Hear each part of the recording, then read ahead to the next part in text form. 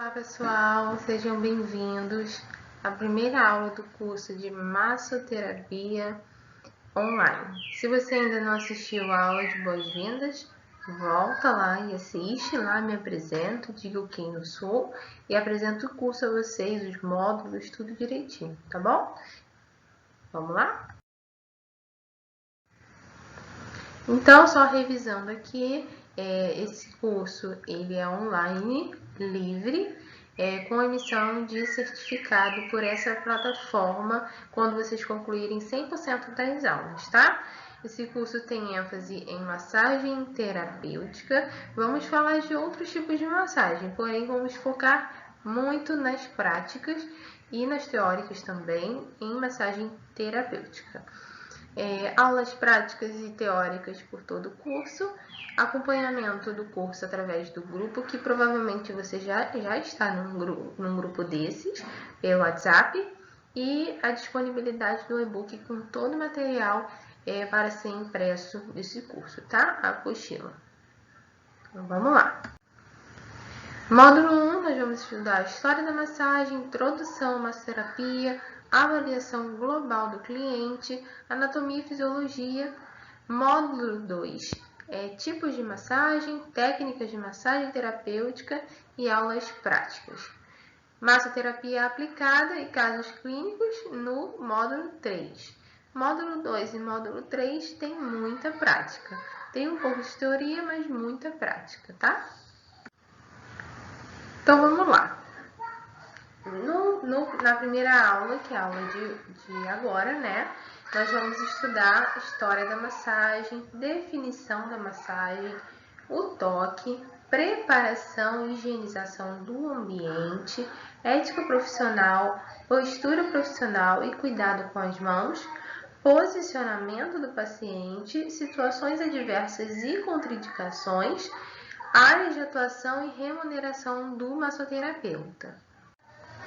Vamos lá, história da massagem. Sempre que a gente vai estudar alguma coisa que a gente quer se aprofundar, a gente precisa saber a origem dela, da onde surgiu, da onde ela veio.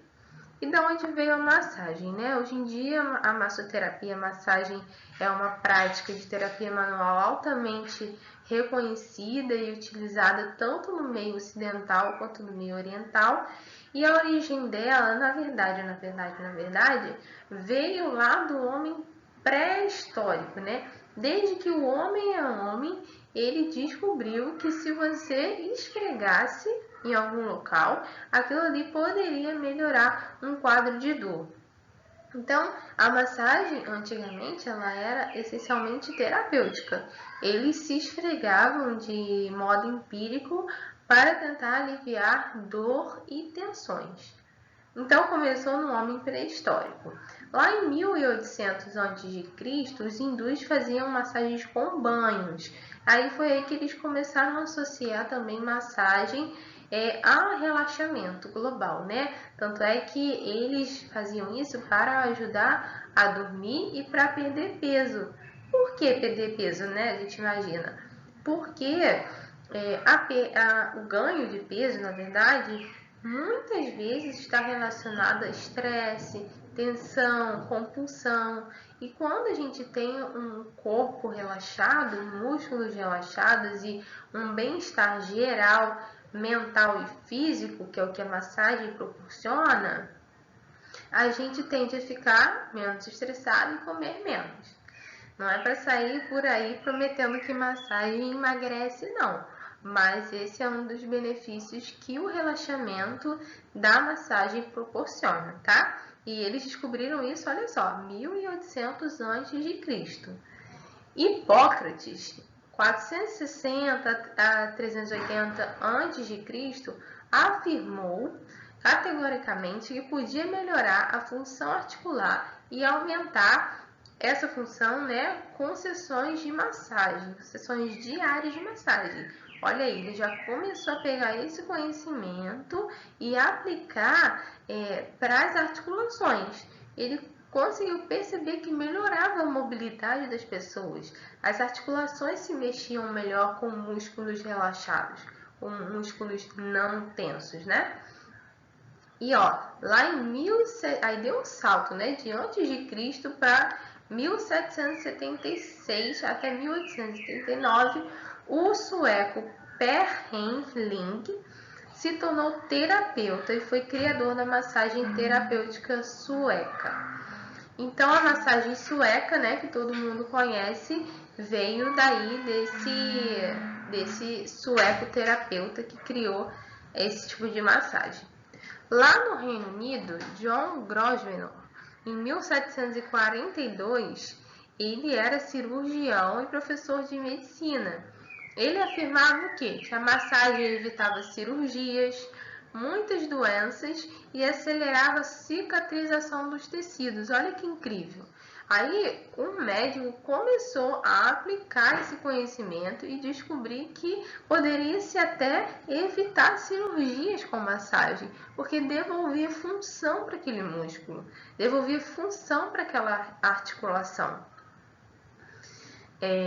Pela ação da fricção e do atrito, né? Que são as técnicas de massagem que a gente vai ver lá no finalzinho. Lá no século XIX, a massagem já não era mais ensinada pelos médicos e nem era aplicada no hospital. O que os médicos fizeram? Transferiram esse conhecimento para a aplicação prática dele através das enfermeiras. Então, as enfermeiras começaram a se tornar especialistas em massagem. E a massagem começou a ser aplicada só por mulheres, enfermeiras, mulheres. E com o tempo, isso se confundiu um pouco. Saiu do campo da medicina, do tratamento, do terapêutico, para se tornar algo subjetivo, algo erótico, algo voltado para outra conotação. Foi daí que surgiu os termos, né, casas de massagem, que todos nós conhecemos e sabemos bem o que é, né, o que significa isso. Então, a gente sabe que a origem desse nome veio dali, né, veio dessa transferência da massagem de ser terapêutica, algo realizado em hospital, para algo realizado só por mulheres fora do ambiente de hospital. Então, até hoje, os massoterapeutas de qualidade mesmo, profissionais posicionados no mercado, lutam contra esse entendimento, essa nomenclatura falsa de que casas de massagem é algo voltado à erotização do conceito, né? Quando na verdade a massoterapia é uma aplicação técnica, profissional, que visa o bem-estar da pessoa, tá bom? Então a gente tem que continuar nessa luta para transformar a nossa profissão em algo realmente reconhecido e visto pelas pessoas como que realmente é uma profissão da área da saúde que visa melhorar a vida das pessoas. Vamos lá? Então, qual que é a definição assim clássica de massagem? É uma definição muito ampla, mas só a título da gente realmente conhecer a origem do nome, né? Vem do grego amassar, é uma manipulação do corpo através de amassamento, deslizamento, fricção, percussão, vibração e outros métodos aplicados com as mãos, pés, cotovelos, antebraços, materiais como madeira, cerâmica, marfim, osso ou até aparelhos. Ela pode incluir eventualmente o uso de água, ervas, sais que podem produzir direta ou indiretamente vários efeitos terapêuticos, sensação de prazer e alívio da dor. Então, esse é o conceito geral de massagem. Deu para perceber que é um conceito muito amplo. É por isso que hoje em dia existem tantos e tantos tipos de massagem por aí. Às vezes, os tipos de massagem diferenciam em um pontozinho de nada. Algum detalhezinho que faz diferente já tem um outro nome. Então, na verdade, todos os tipos de massagem que existem se condensam em todos que vamos falar aqui. Porém, se modifica o nome só por algum detalhe ou outro, tá? Então, massagem é isso, é o ato de amassar, esfregar, apertar alguém com fins terapêuticos, tá? Vamos lá. O toque. Quando a gente vai atender alguém com massagem, a gente vai precisar tocar nessa pessoa, né? Não tem como fazer massagem sem que haja o toque. E aí a gente vai perceber que o toque é algo tão importante na nossa prática. Por quê? Porque o toque pode acolher o paciente ou pode repelir o paciente ou cliente. Se o seu objetivo for estimular ou relaxar, você pode favorecer isso através do seu toque. Então, o toque ele é uma necessidade básica de todo ser humano. Desde que a gente está na barriga da nossa mãe, a gente tem sensores pela pele, sensores táteis na nossa pele, que levam a informação do toque para o nosso cérebro e trazem a sensação de bem-estar. O bebezinho, quando ele é muito pequenininho, recém-nascido, ele tem aquela necessidade de ficar agarradinho com a mamãe, apertadinho. Por quê? Porque é a necessidade inerente do ser humano do toque. Então, por muitas vezes, pode ser que a gente pegue um paciente ou um cliente que, de repente, na infância não teve esse afeto, não teve esse toque. E, por algum motivo, ele vai somatizar isso, ele vai colocar isso para fora como uma rejeição ou como uma tensão muscular, falta de relaxamento. E a gente vai precisar quebrar esse padrão através do nosso toque, tá? E o nosso toque precisa ser firme, posicionado como terapeuta, porém não doloroso. Em alguns momentos pode gerar dor sim, mas o nosso contato inicial com o cliente é um toque de confiança. Precisa passar confiança do seu trabalho para o cliente, tá? Então, o toque ele é determinante para o crescimento saudável de toda criança e produz sensação de bem-estar físico e emocional, como já foi falado.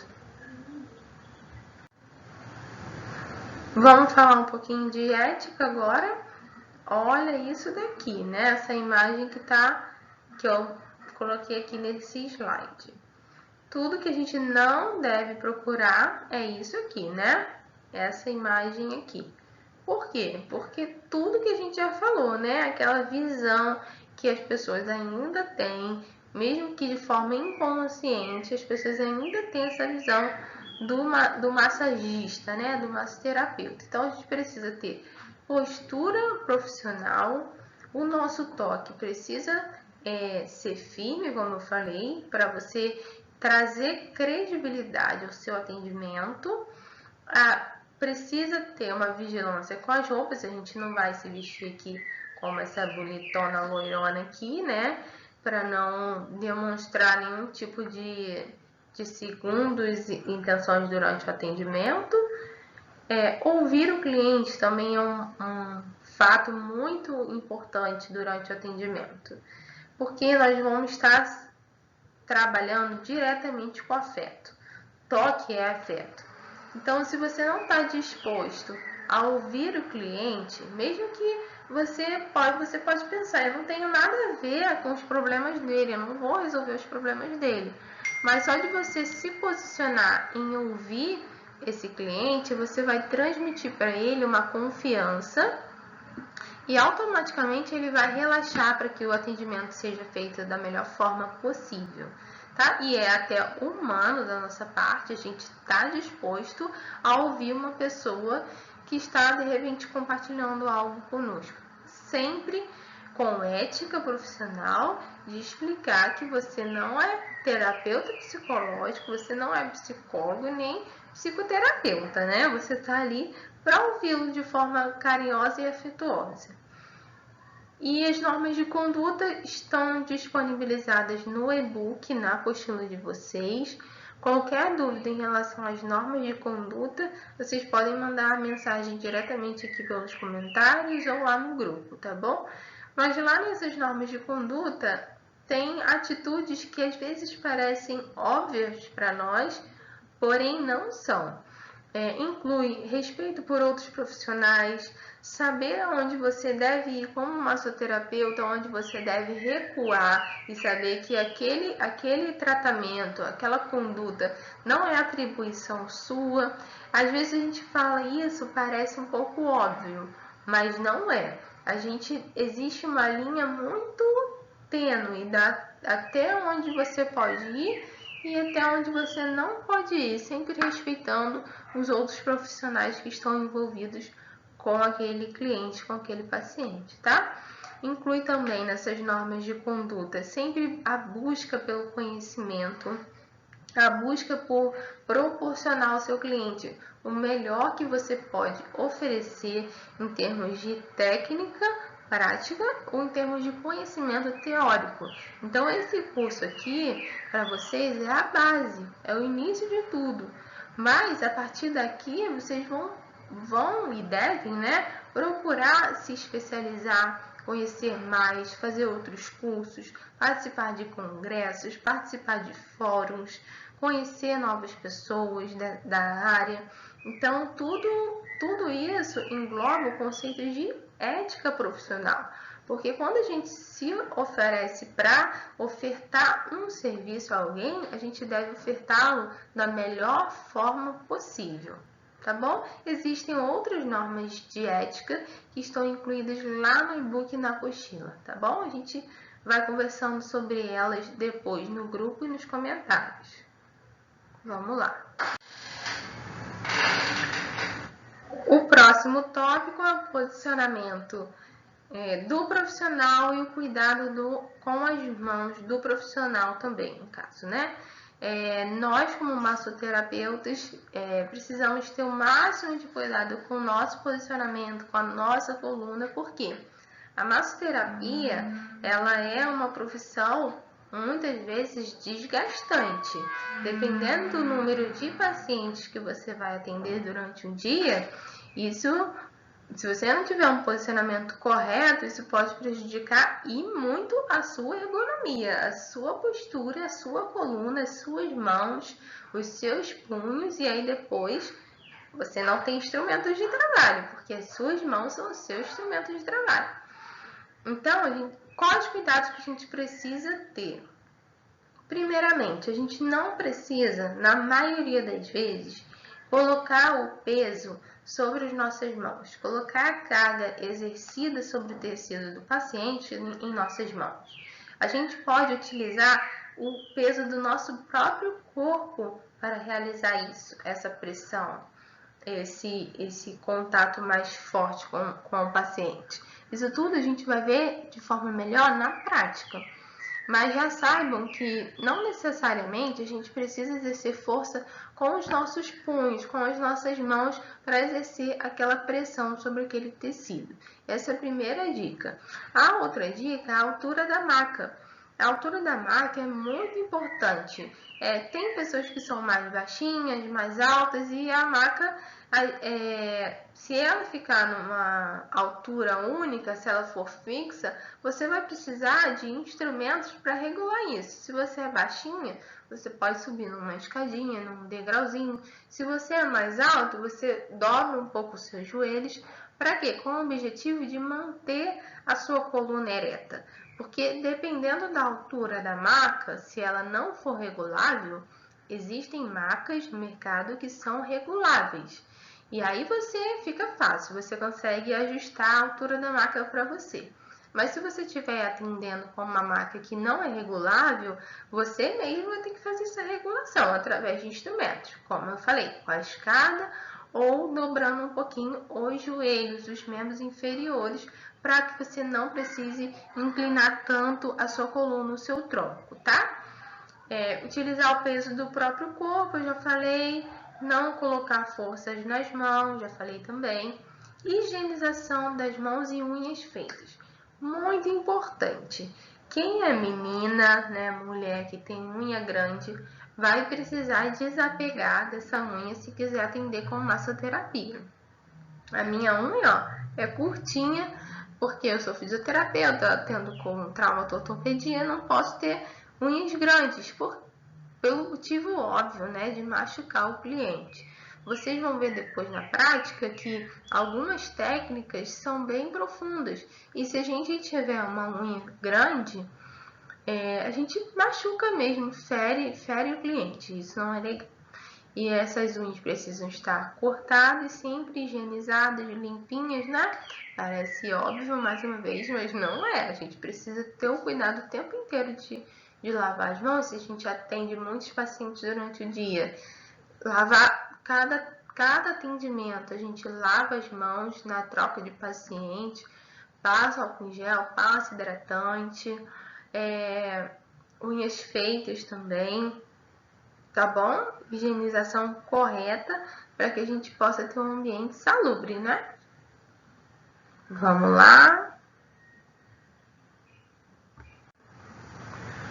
Então, você já preparou o seu posicionamento, já preparou a sua higienização, agora é hora de preparar o ambiente para atender um paciente, um cliente.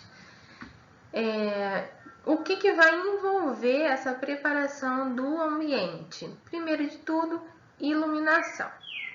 A gente aqui está falando do ideal. Nem sempre a gente vai conseguir fazer o ideal, dependendo do ambiente que a gente estiver atendendo. Por exemplo, vocês estão atendendo em uma empresa, né? Uma empresa multinacional. Aí você está lá num setor com 20 pessoas que você precisa fazer massagem nessas 20 pessoas. Você vai poder, nesse ambiente, reduzir a iluminação para poder favorecer um relaxamento? Não, não vai poder, porque senão todo mundo vai dormir na empresa e não vai dar certo. Então, tudo que a gente está falando aqui é o ideal. E aí você vai aplicar de acordo com a sua realidade, tá bom?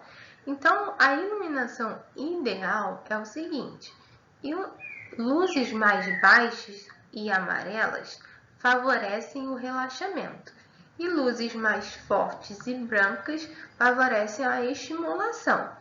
Então, se você está atendendo com massagem relaxante, e seu objetivo é relaxar aquela pessoa, trazer um relaxamento mental e físico, o ideal é que você trabalhe com luzes mais baixas e amarelas para que o ambiente fique mais aconchegante e aquela pessoa relaxe, tá? E outro ponto importante na preparação do ambiente é a aplicação da aromaterapia.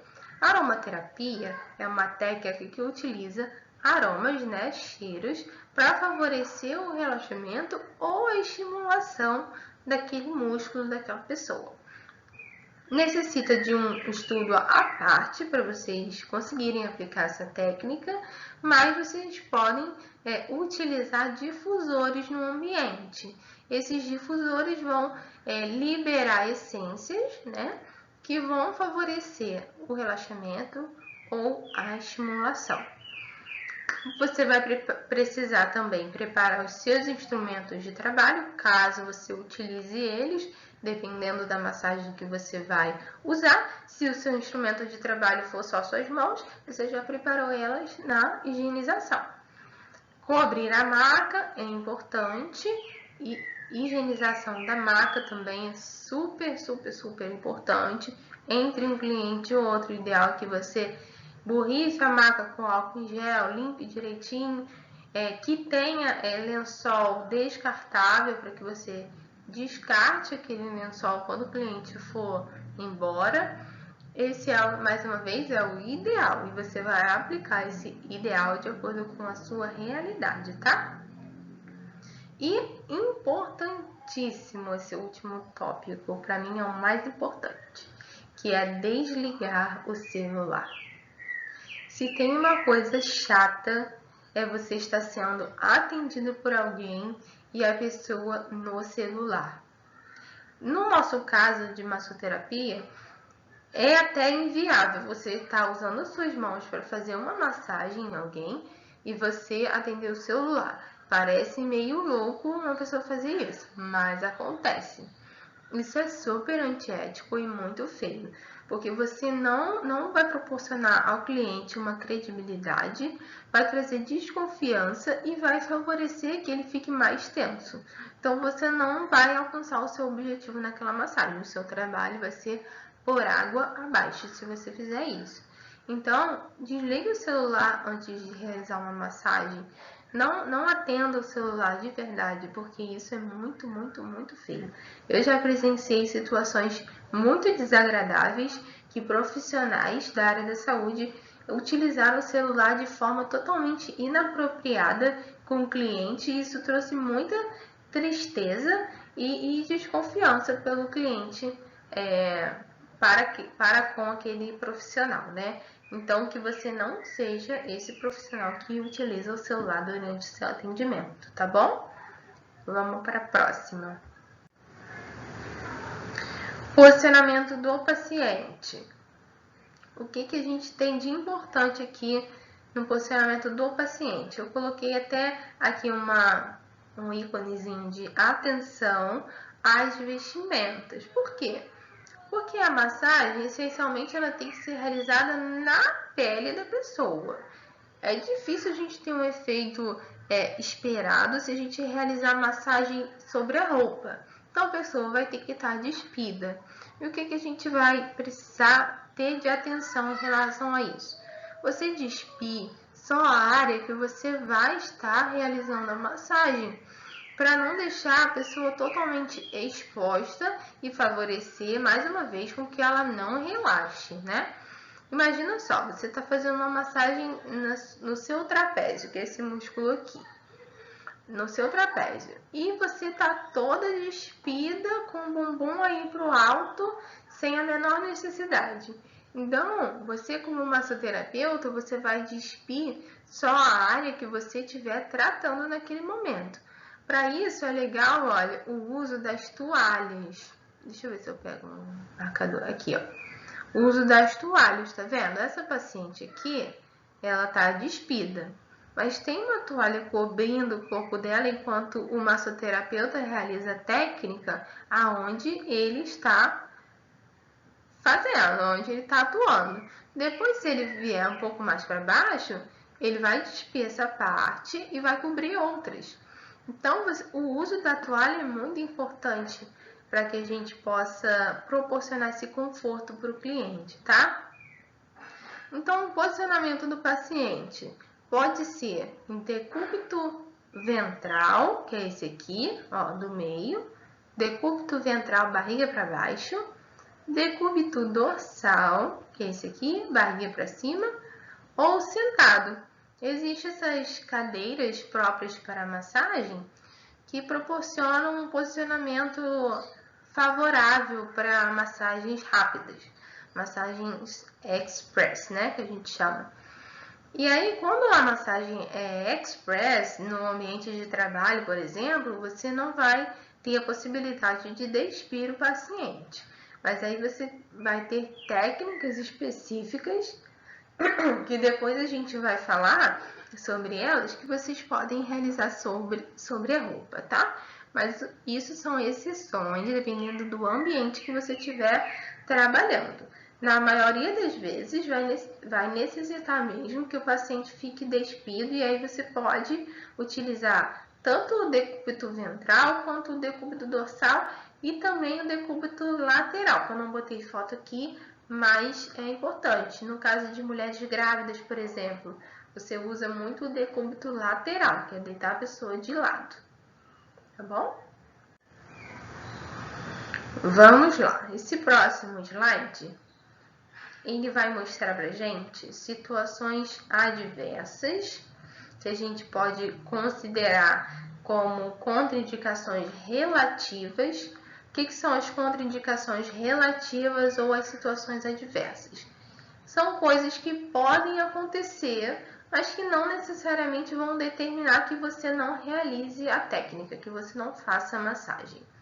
E tem as contraindicações mesmo aqui, ó. Contraindicações. Essas contraindicações vocês não podem fazer massagem nesses casos, nenhum tipo de técnica, tá bom? Então vamos lá. Primeira situação adversa que pode acontecer: alergia. Na massoterapia, a gente usa muito óleos, né? Óleos para lubrificação, produtos para lubrificação. Inclusive, eu esqueci de falar isso no começo, mas nós vamos ter uma aula da terapeuta Patrícia Fortunato, que vai ministrar para a gente só sobre óleos vegetais e óleos essenciais que a gente pode fazer massagem, tá? Uma aula super relevante, que vocês vão poder saber quanto de diluição colocar no óleo, que tipo de óleo é melhor para usar. Então, voltando aqui, como a gente usa muito produto para lubrificação, possa ser que o paciente tenha alergia. Então, qual que é o ideal? Durante a anamnese, que é a avaliação, a gente vai perguntar, né, se a pessoa tem alergia. Mas nem sempre ela sabe se ela tem alergia ou não. Então, o ideal é, enquanto você estiver fazendo a avaliação, você pegar o produto e colocar um pouquinho na pele da pessoa, que durante a avaliação aquele produto vai estar agindo, e se ela tiver alguma reação alérgica, ele já vai demonstrar ali na hora com vermelhidão, e você já vai saber que não pode utilizar aquele produto, tá? Então, é uma situação adversa que pode acontecer. Hipertensão. Hipertensão é um caso polêmico, por quê? Não tem como a gente determinar um valor específico e cravado para que você fale, a partir desses níveis de pressão eu não posso atender o cliente, ou menos que isso eu não posso atender. Por quê? Porque cada pessoa é uma pessoa diferente. Existem pessoas que já são hipertensas há muito tempo, hipertensos crônicos, que estão acostumados a ficarem com pressões mais elevadas, apesar de não ser normal. Então, a gente vai precisar ter um bom senso no critério de definir se vai atender ou não aquele paciente hipertenso. E qual dica que eu dou para saber isso? Primeiro, você vai precisar saber se o paciente já é hipertenso crônico. Se ele for hipertenso crônico, você já vai saber que possa ser que ele tenha uma alteração normal dos níveis de pressão com ele já próprios dele. Mas isso também não pode exceder um valor exacerbado, né? Então, qual que é a dica que eu dou? Até 160 por 90, que é 16 por 9, se o paciente já for hipertenso crônico e estiver assintomático durante a sessão, ou seja, sem sintoma nenhum, ele já é hipertenso e não está sentindo nada. Você pode fazer a massagem com critério de observação, sempre observando, perguntando se o paciente está bem, evitando massagens vigorosas, tá bom? Abaixo disso, pode fazer normalmente. Agora, se o paciente não é hipertenso crônico, nunca teve pressão alta na vida, já está começando a se sentir mal, com calafrio, essa pressão de 160 por 90, para esse outro cliente já é alta demais. Então, você não vai fazer a massagem nesse outro cliente. Deu para vocês entenderem a diferença de um paciente que já é hipertenso crônico ou de um paciente que não é hipertenso crônico, para a gente conseguir definir os níveis de pressão? Se o paciente não é hipertenso crônico, então o nível que eu costumo dar é o nível normal, dito pela Organização Mundial de Saúde, que é 120 por 80. Acima de 120 por 80 já é uma pressão elevada para quem não é hipertenso. Então, eu não realizo massagem nesse tipo de cliente, tá? Hipotensão, a mesma coisa. Se você vai atender com massagem relaxante, o paciente já está com pressão muito baixa, já está começando a se sentir tonto, você não vai atender. É contraindicado. Mas se ele já está acostumado a ter níveis de pressão mais baixos, não está sentindo nada durante o seu atendimento, você vai deixar de atender? Não, não tem necessidade, tá? Reações emocionais. Reações emocionais podem acontecer e é muito natural que aconteça. Por quê? Devido àquele fator que eu falei no início da aula, do toque, da afetividade do toque. Pode ser que esse paciente esteja tanto necessitado de um toque, de um afeto, que o seu toque de terapeuta, de profissional ali, já acendeu nele uma necessidade e ele teve uma reação emocional de choro, por exemplo, ou de euforia, de grito. É mais raro, mas pode acontecer. Saiba que essas reações emocionais são normais e podem acontecer. Não vão contraindicar a massagem, mas a gente precisa ter o bom senso, né? Um paciente chorando ali na nossa maca, você não vai continuar a sessão normalmente.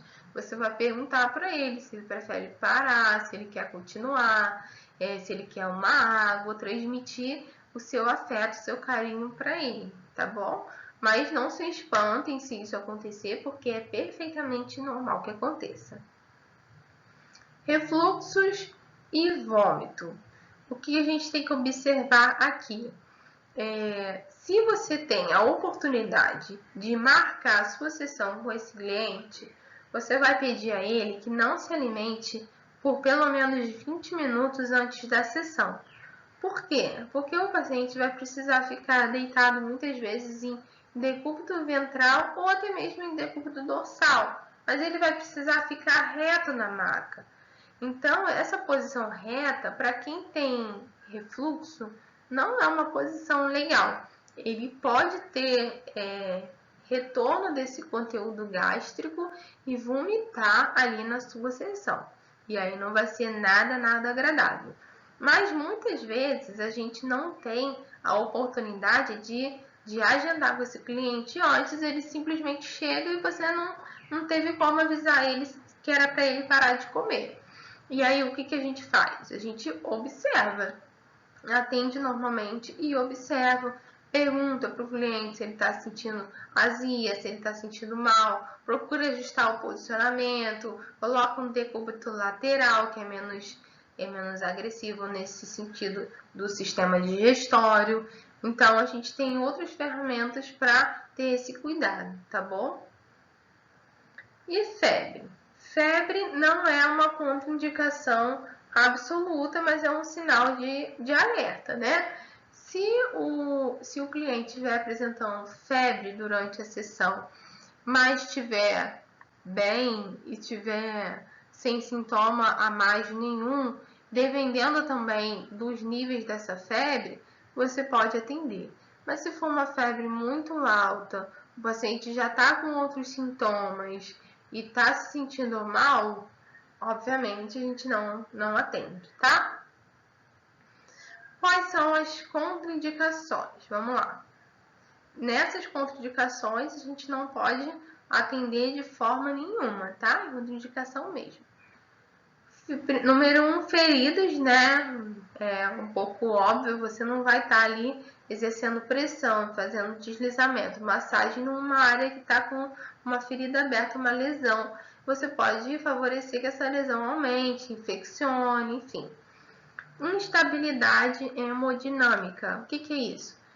Instabilidade hemodinâmica é quando os nossos níveis de pressão ou estão muito altos ou estão muito baixos. É uma coisa totalmente fora do controle, fora do padrão.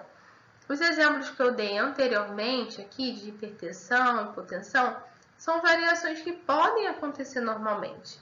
Mas uma instabilidade hemodinâmica, ela não acontece normalmente. Ou a pessoa está com uma pressão, vamos supor, 220 por 110. É uma pressão muito elevada. Então, a gente não atende. Dificilmente esses pacientes vão estar assintomáticos, sem sintoma nenhum. Então, a gente vai conseguir perceber essa diferença. Ou níveis de pressão muito baixos, que é 8 por 4, 80 por 40, né, que a gente chama. Então, a gente vai ter que ter esse cuidado, tá?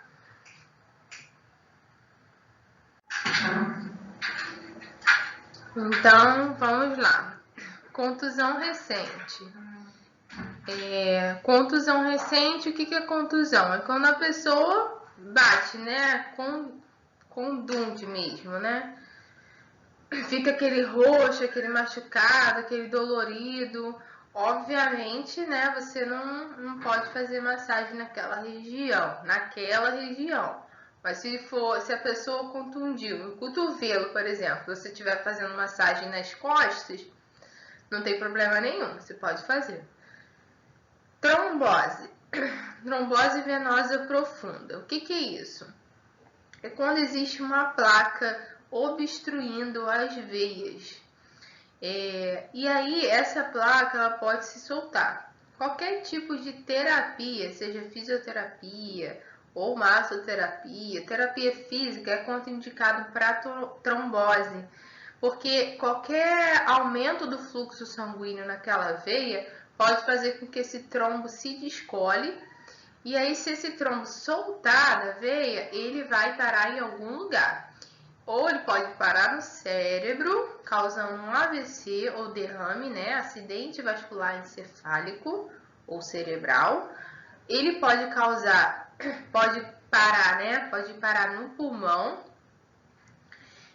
causando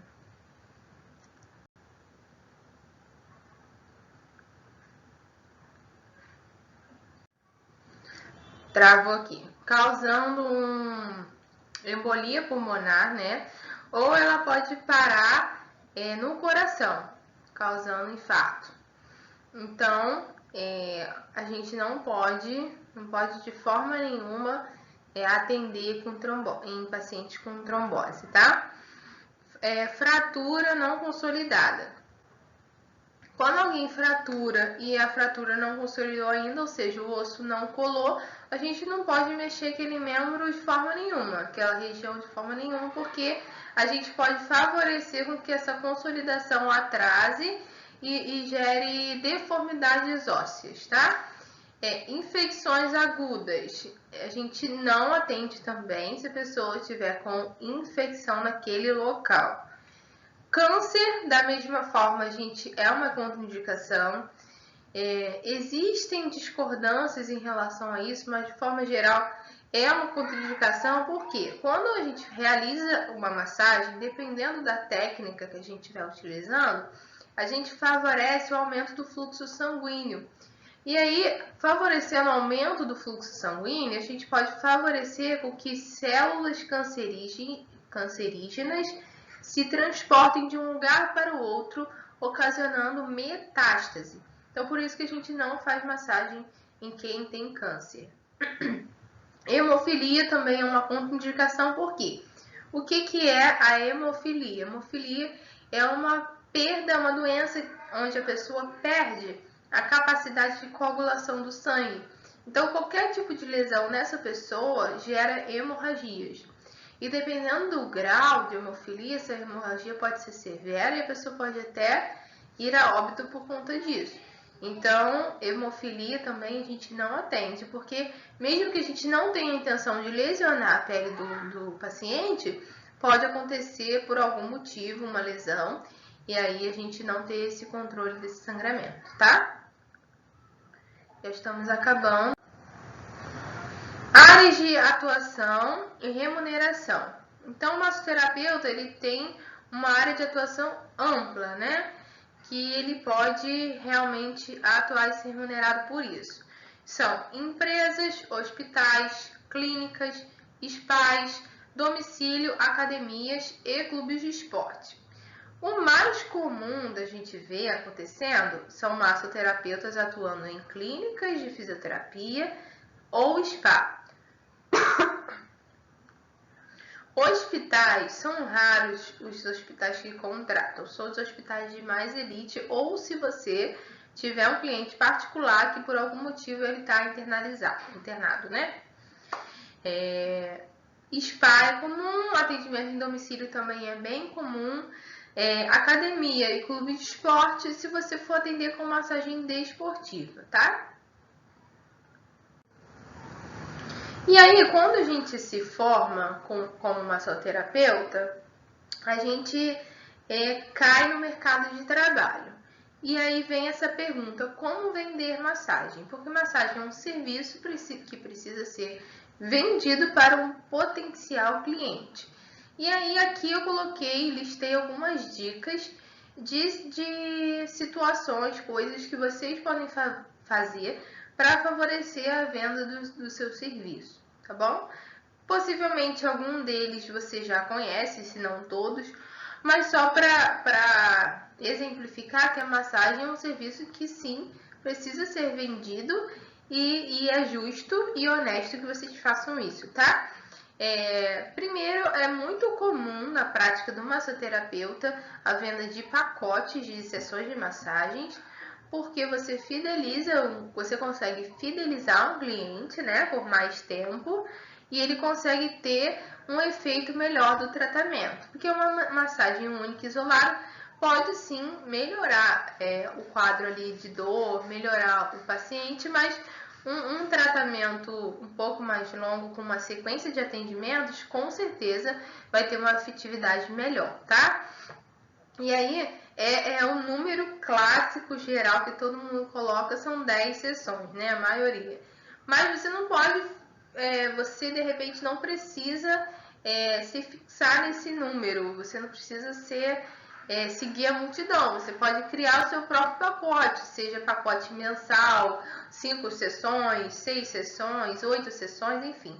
Vai ser dependendo do seu objetivo, daquilo que você quer para você, dependendo da sua logística, da onde você vai atender, tá? O material necessário para começar a atender. Basicamente eu digo que o material necessário para você começar a atender é de graça, que são só as mãos. Se você tem 2 mãos, ou se você tem até uma, você tem o material necessário para começar. Mas aí depois que a gente começa, a gente pode e deve ir aprimorando os nossos materiais, né? Possivelmente você vai precisar de uma maca. O ideal é que a maca tenha aquele furinho no meio, aquele buraquinho, para a pessoa encaixar a face dela e proporcionar um relaxamento melhor dos ombros, tá? Existem macas que são ajustáveis, eu já falei isso nessa aula, com a altura regulável. Existem aquelas cadeiras de massagem que também colocam o rosto para favorecer o relaxamento também. Então, no mercado, vocês vão ver, na internet tem muitas opções. E aí vocês vão buscar o que for melhor para vocês. De material também, entrando no material, toalhas vocês vão precisar e os óleos de lubrificação, tá? Lembrando que vamos ter a aula de óleos mais tarde, depois. Marketing digital. Hoje em dia, tudo é a internet, tudo está no digital, não tem para onde correr, não tem para onde correr. A gente pode ter dificuldade com a internet, a gente pode ter alguma dificuldade de usar as redes sociais, e isso é natural, porque estamos evoluindo nisso agora. Porém, é daqui para mais, né? Ainda mais com essa situação que estamos vivendo hoje em dia, né? De quarentena, isso foi um boom para que acontecesse o mercado digital daqui por diante. Então, o ideal é que, se você quer mesmo vender pacote, vender seus serviços, é que você tenha um marketing digital através das redes sociais, ou e-mails, ou enfim, site, o que quer que seja de digital. A atenção das pessoas está no digital, e isso é inegável, não tem para onde correr, tá? A sua imagem profissional, como um massoterapeuta, a sua forma de se vestir, de se comportar, de falar, tudo isso vai vender também a sua imagem para aquela pessoa, tá? E a identidade visual, que é a criação de uma logomarca, de um cartão de visita, de uma rede social, artes, enfim, aí faz parte do contexto do marketing digital, e você precisará criar essa identidade visual para que as pessoas te reconheçam o seu serviço através daquela logomarca ou do seu nome, enfim, para que as pessoas te reconheçam, tá? Isso daqui são só dicas de como vocês podem fazer. Mas existem milhares de conteúdos na internet que falam melhor sobre isso, falam de marketing digital, falam de criação de identidade visual, e vocês podem ir em busca desses conteúdos no YouTube, nas redes sociais, tá bom? Essas são as dicas. Bom, gente, terminamos aqui a nossa aula e passei. Terminamos, né, a nossa primeira aula. A aula que vem a gente vai falar sobre a avaliação global do paciente. Na próxima aula, espero vocês. Beijo, dúvidas nos comentários e no grupo. Beijo.